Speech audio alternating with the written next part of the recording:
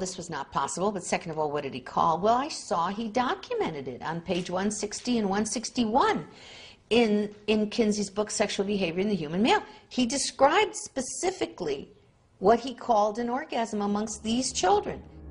Kinsey defined orgasm for pre-adolescent children with the following description: a gradual and sometimes prolonged build-up to orgasm, which involves still more violent convulsions of the whole body. Heavy breathing, groaning, sobbing, or more violent cries, sometimes with an abundance of tears, especially among younger children. And he said there were six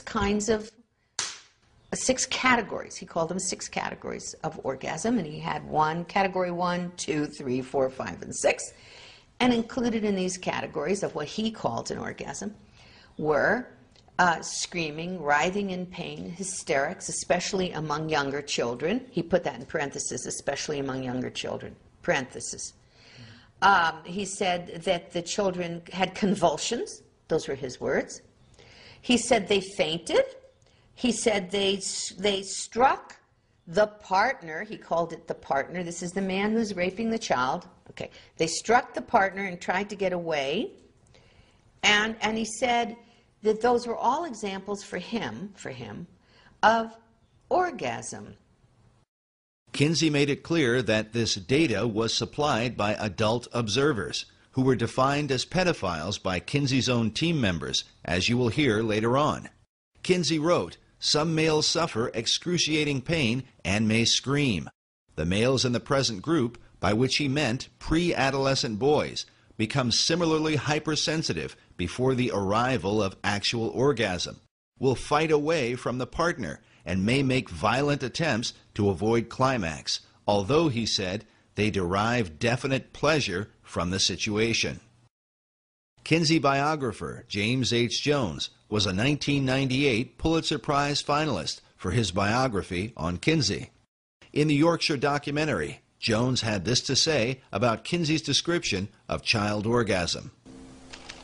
If you read those words, what he's talking about is kids who are screaming, kids who are protesting in every way they can the fact that their bodies, that their persons are being violated.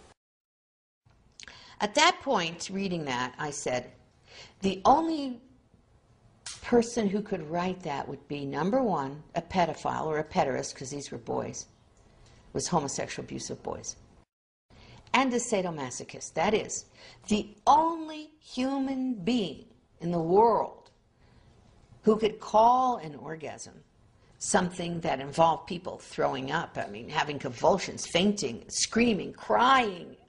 The only person who could do that is someone who experienced that themselves. And that had to be a sadomasochist.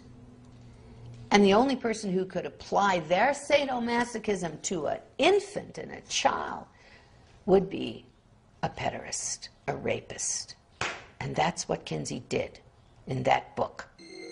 Kinsey's own sadomasochistic tendencies have been documented by a number of biographers. James Jones revealed that Kinsey once climbed into a bathtub and circumcised himself with a pocket knife without the benefit of anesthesia. Another account of Kinsey's extreme self-abuse came about when his research was under investigation. Jones reports that after the Rockefeller Foundation withdrew his funding, Kinsey went to a basement, tied one end of a rope to an exposed ceiling pipe and the other end around his scrotum, then stood on a chair and jumped off. The abuse that he inflicted on his organs, on his sexual organs, were very directly identified in his death. That was orchitis. That was a serious inflammation and disease that he inflicted upon himself that was basically involved in his final death. Now, the attempt to claim that Kinsey died of a heart attack is a perfectly reasonable thing to try to do. It's kind of embarrassing to say that the father of the entire sexual revolution, who has trained all of our sex educators in the United States of America basically, died because he had so abused himself doing the activity that they tell everybody is okay, that he died of this terrible and very painful experience. If Kinsey's abuse had only been inflicted upon himself, his critics might be less likely to accuse him. But his abuse extended to children, the most precious members of our society. In this image, Kinsey seems to take a demented sort of glee in showing these young children a film of two porcupines engaged in a sexual act. He seems oblivious to the confused and even disturbed looks on the faces of these children. Was it this same lack of concern that enabled Kinsey to support and even encourage the most depraved sexual criminals? The evidence shows that Kinsey was not content to work with merely one pedophile, as Dr. Bancroft and the Kinsey Institute claim. Following the example of his mentor, Dr. Robert Dickinson, Kinsey set out to train his own predators, men who would collect information about what can only be called the sexual torment of children.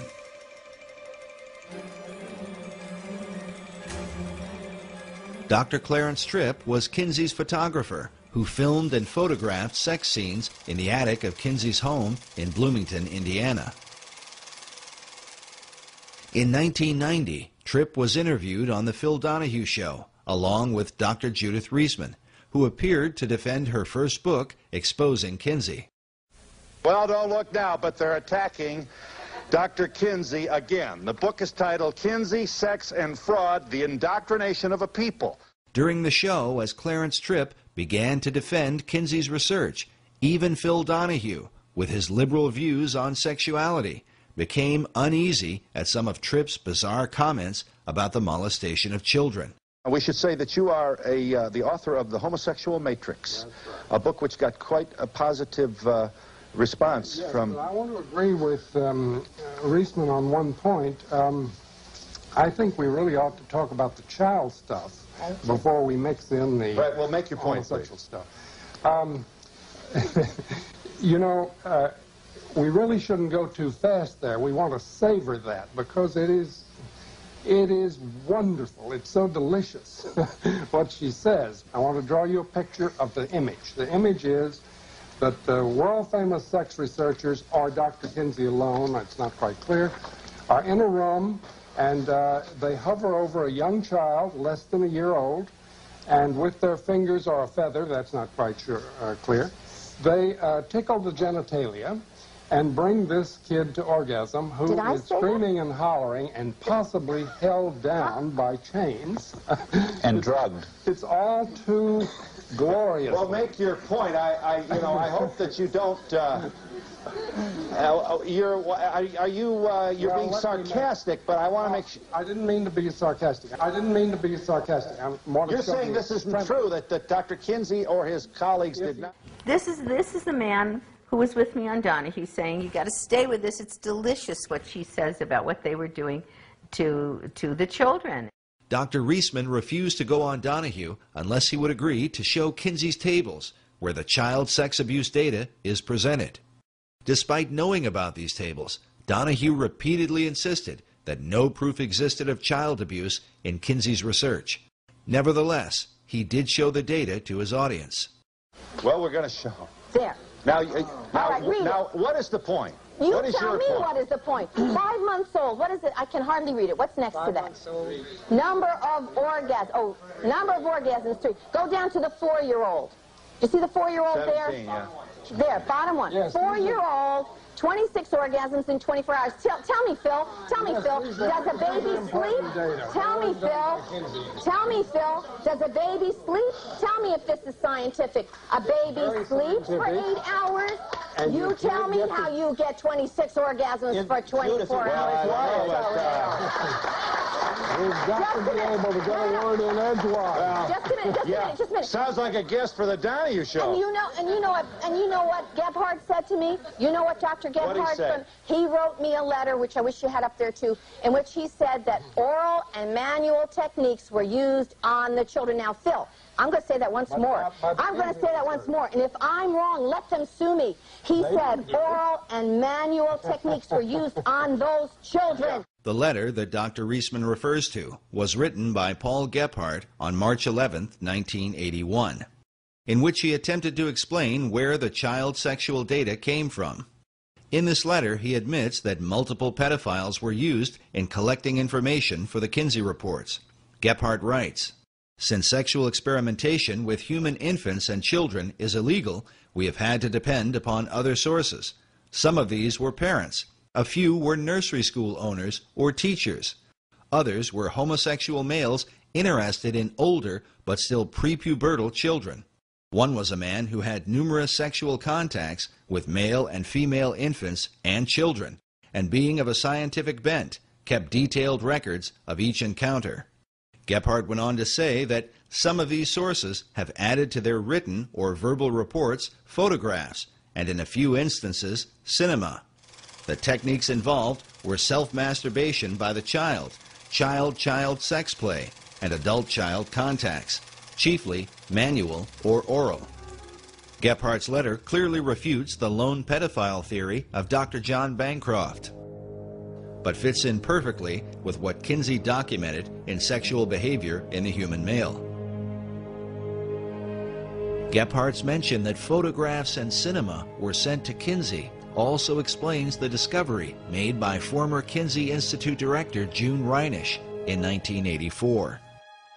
This was Newsweek in '84 when June Reinisch said, that the Institute encourages visitors and so forth.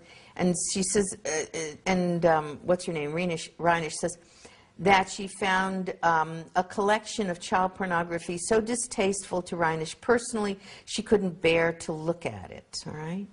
Now, she's not asking where that child pornography came from, right? But some of it was... Now, she found this at the Kinsey Institute, yes.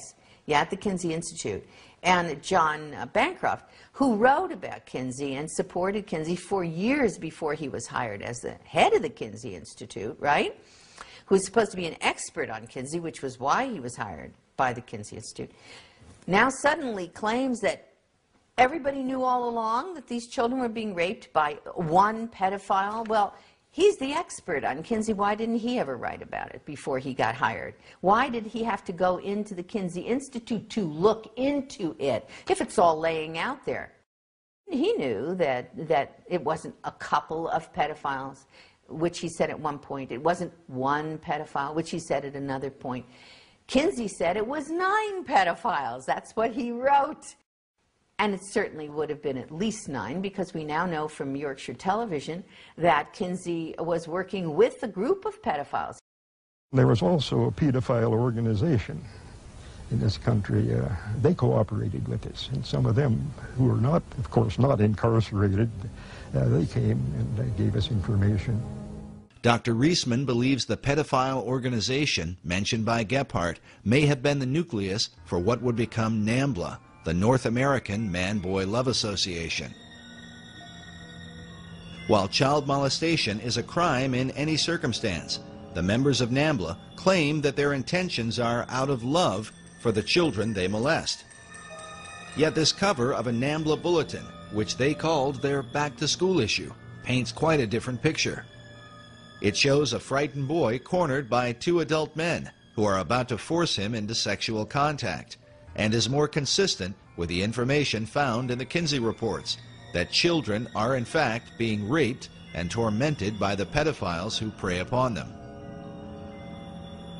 To this day, NAMBLA looks to Alfred Kinsey as their inspiration, saying that gay liberationists in general, and boy lovers in particular, should know Kinsey's work and hold it dear. Implicit in Kinsey is the struggle we fight today.